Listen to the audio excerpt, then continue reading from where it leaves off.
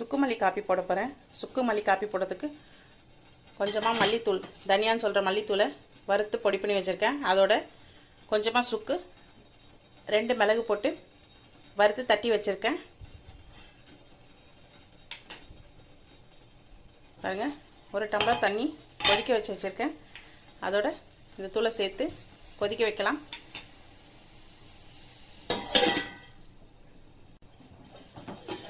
பாருங்கள், நல்லா கொதிச்சிட்ருக்கு.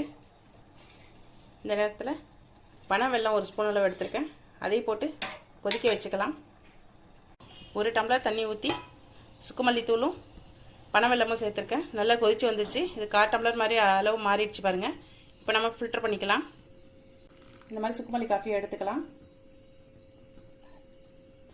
ஃபீவர் வரா மாதிரி இருக்குன்னு சொல்கிறவங்க ஃபஸ்ட்டு ஸ்டெப்பாக இந்த மாதிரி சுக்குமல்லி காஃபியை போட்டு குடிச்சு பாருங்கள்.